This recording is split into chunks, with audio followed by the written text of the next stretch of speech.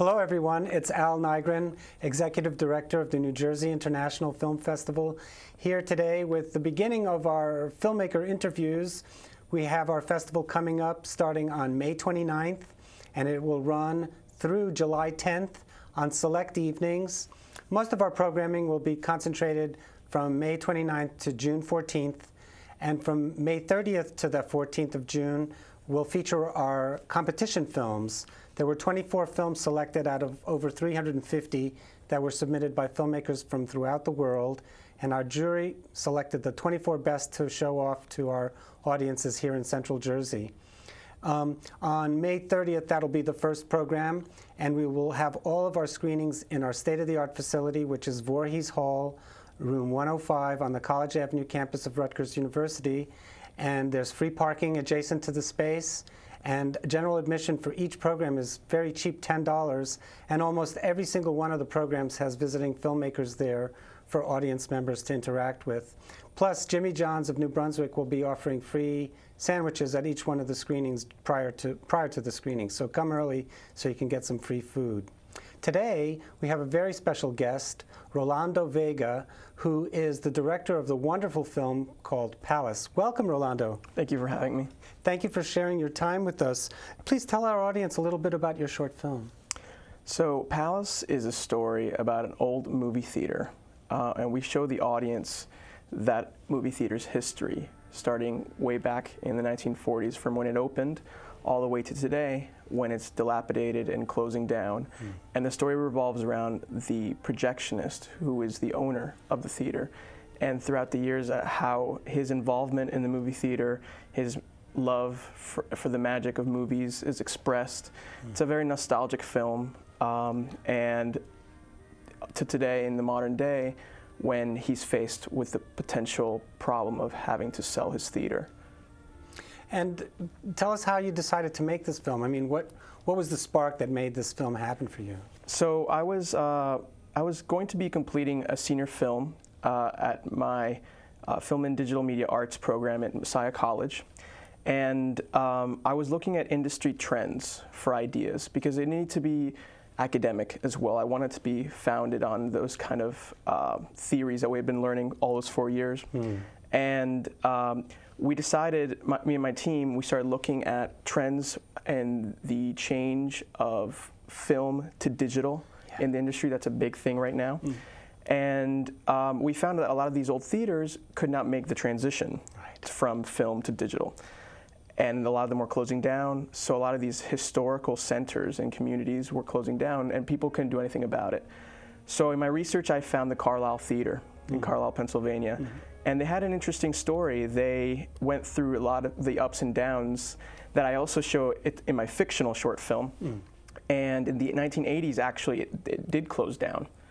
But the community came together to save it, and now it's an arts center, a community arts center. Yes. Performing arts center. Exactly. I remember the jury came up to me and they said, you know, this is really an amazing film for a student-based film because it's more sophisticated than the stuff that we normally get by students, because it dealt with adult themes, dealing with nostalgia. It's not something you normally get from a college student. And so I think some of the older jury members really picked up on that vibe, and it reminded them of the State Theater, which was a place we used to show movies, which is in downtown New Brunswick, which also at one point closed down and had to be resuscitated, and also is now a performing arts center. So I think there was a connection there that the jury really latched onto, and I think that's what pushed your film into the finals. So. I mean, thank you for that. I mean, we definitely felt that when we showed the film, a lot of people connected it in that way. Yeah. They would tell, oh, we have this old little theater back home. It just reminded me of, a lot of older people told me, like, thank you for making this. It just, you know, it brought back a lot of nostalgia. So it definitely, I mean, even though I'm young, I still, like, wanted to encapsulate the moment of people going to a movie theater for the first time. Yeah. So. How'd you get all those old concession objects?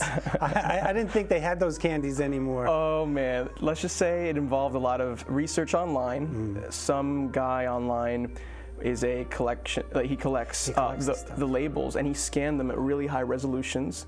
And what I did, I printed them out onto really good quality paper, and we wrapped them around foam foam boards to simulate a candy bar. You pulled it off really It great. was fun. It was a lot really of fun. Great. Well, my other question to you is why should people come to see this movie? It's actually what I tell people is the movie is about falling in love with movies. And if you definitely have had that experience, with a lot of us have, especially my generation, we're all into movies all the time. It'll bring back that feeling of when you were a little kid and you watched that movie in that movie theater for the first time. Yeah. And the movie theater itself is a specific part that's special. Yeah. Not your iPhone, not your iPad, but the movie theater experience. And the beauty of the theater. And I think that's definitely a reason why audience should come and see this film.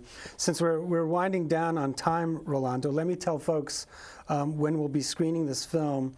It will play on the very last night of the competition. We'll be announcing the winners of the festival on Saturday, June 14th, and the Palace will be playing as the opening short, and Rolando will be there to take questions and answers, do a question and answer session with the audience, and also introduce the film.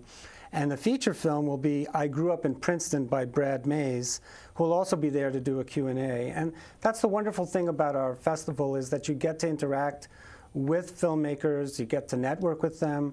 A number of audience members have come up to filmmakers and ended up working on their next film. So it's a really great opportunity, a very grassroots film festival, which is meant to be accessible and not something where you should feel awkward. It's meant to be a place where anyone can come and feel comfortable. So please come and join us on Saturday, June 14th at 7 p.m. in Voorhees Hall, room 105, at 71 Hamilton Street in New Brunswick, New Jersey. It's a block away from the New Brunswick train station, and you can get complete information about all of our films at njfilmfest.com. That's our website. Just click on where it says schedule, or you can call us at 848-932-8482. Thanks so much for coming, Rolando. Thank you for having me. It was a wonderful time. Thank you.